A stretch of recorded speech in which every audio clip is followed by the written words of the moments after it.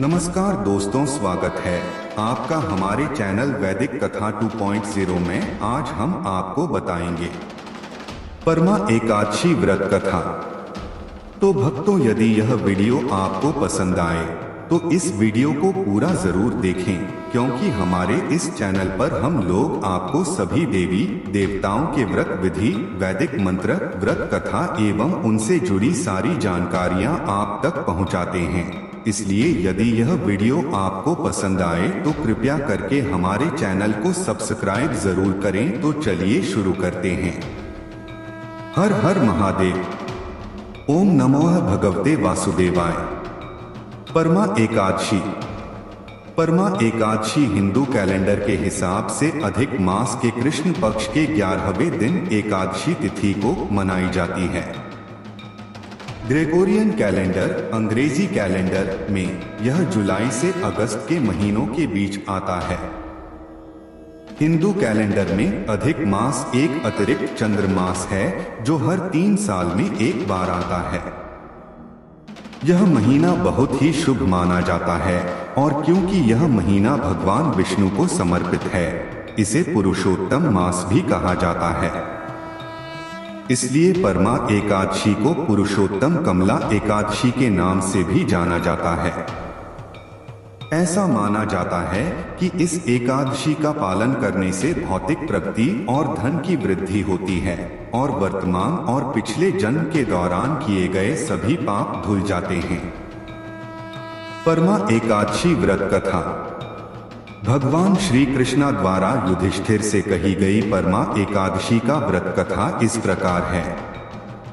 श्री युधिष्ठिर बोले कि हे जनार्दन, अब आप अधिक माह लौंद की कृष्ण पक्ष की एकादशी के बारे में बतलाइए।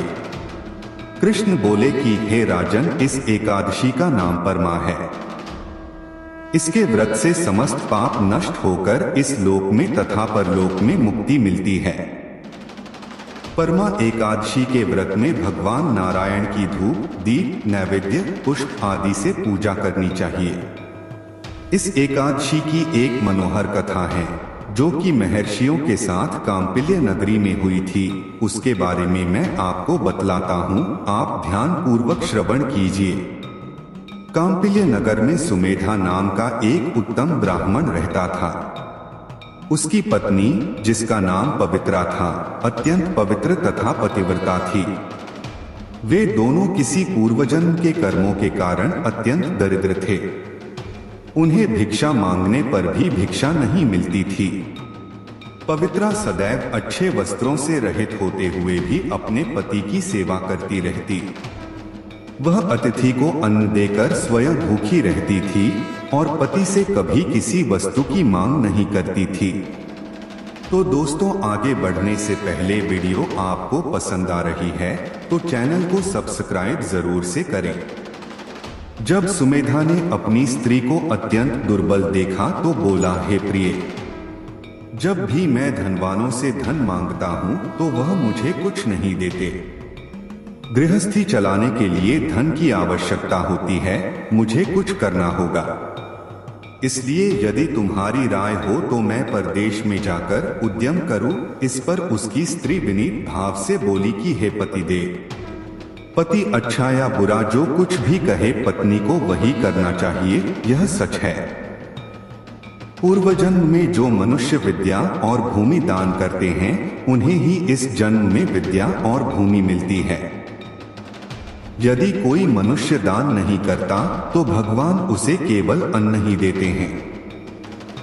मैं आपका वियोग नहीं सह सकती।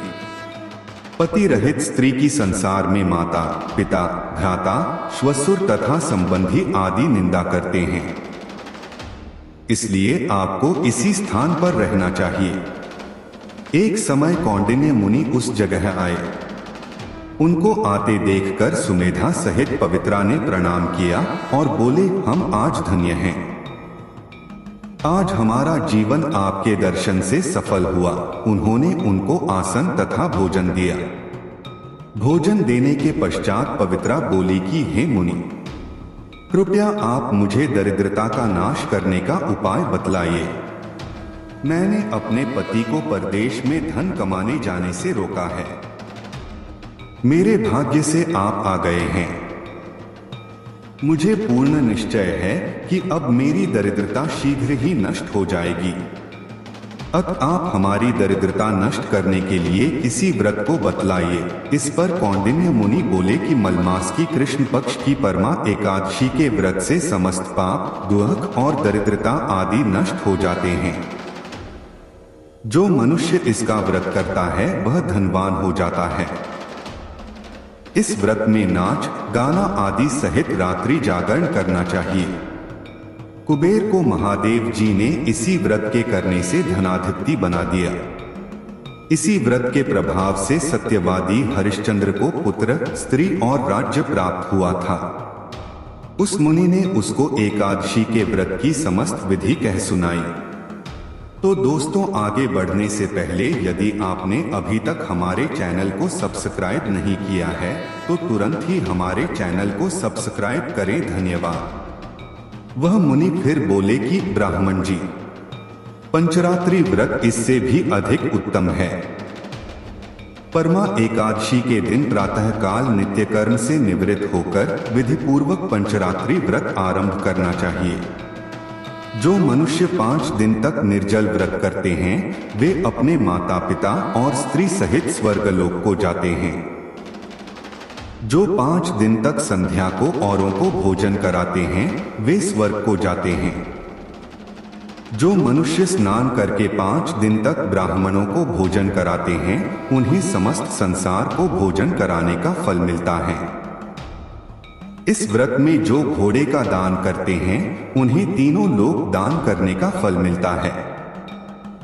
जो मनुष्य उत्तम ब्राह्मण को तिल सहित दान करते हैं वे तिल की संख्या के बराबर विष्णु लोक में वास करते हैं।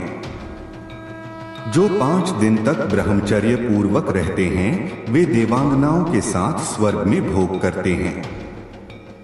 हे पवित्रे, तुम अपने पति के साथ इसी व्रत को करो, उससे तुम्हें सिद्धि प्राप्त होगी और अंत में स्वर्ग को जाओगी।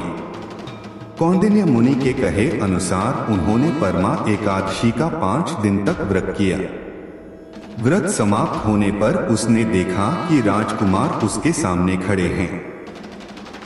राजकुमार ने एक उत्तम ग्रह जो कि सब वस्तुओं से सजा हुआ था रहने के लिए दिया।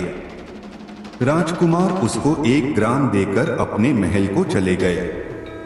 दोनों इस व्रत के प्रभाव से इस लोक में अनंत सुख भोग कर अंत में स्वर्गलोक को गए।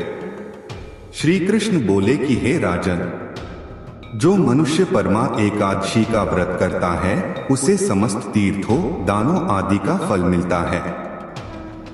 अधिक मास में पंचरात्रि का व्रत अत्यंत पुण्य देने वाली है।